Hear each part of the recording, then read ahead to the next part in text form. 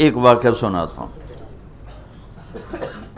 آپ کی مجلس لگی ہوئی تھی، ایک بدو یعنی دیہات اونٹ پہ جا رہا تھا.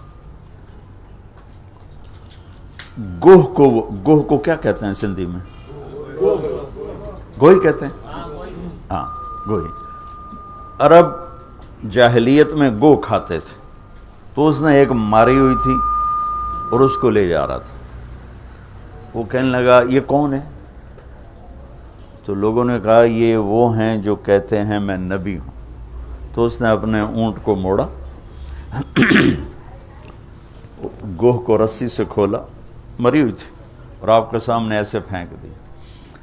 کہنے لگا یہ تجھے کہہ دے نا تو اللہ کا نبی ہے تو تجھے مان جاؤں گا. اور بڑا ایسے نا اکڑ کے کھڑا ہو گیا کہ مر جائے تو انسان نہیں بولتا تو جانور کہاں سے بولے گا؟ جانور تو زندہ نہیں بولتا تو مردہ کہاں سے بولے گا؟ تو ایسے کھڑا ہو. اور وہ ایسے سر زمین پہ مردہ پڑی ہوئی ہے. تو آپ نے ایک نظر اس کو دیکھا، سبحان اللہ.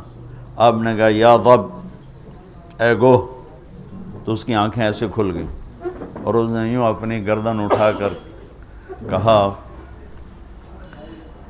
اتنے زور سے بولی کہ پوری مجلس میں آواز پھیل رہی تھی. اس نے کہا لبیک و سعدیک یا زین من وافا یوم القیامہ.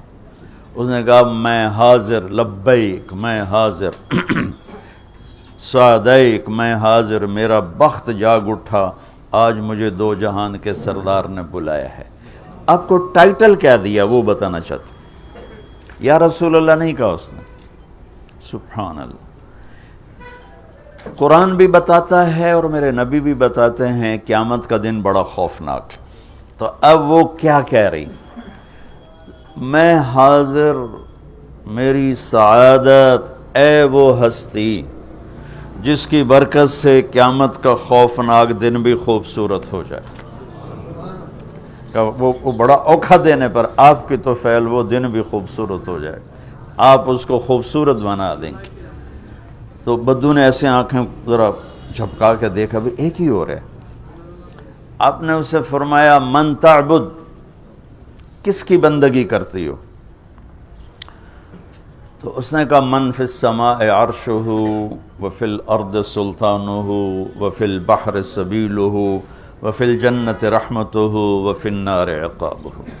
اس نے کہا یا رسول اللہ، جس کا عرش آسمانوں پر ہے، جس کی حکومت زمینوں پر ہے، جس کے راستے پانیوں میں ہیں، جس کی رحمت جنت میں ہے، جس کا عذاب دوزخ میں ہے، وہ میرا رب ہے، میں اس کی بندگی کرتی ہوں.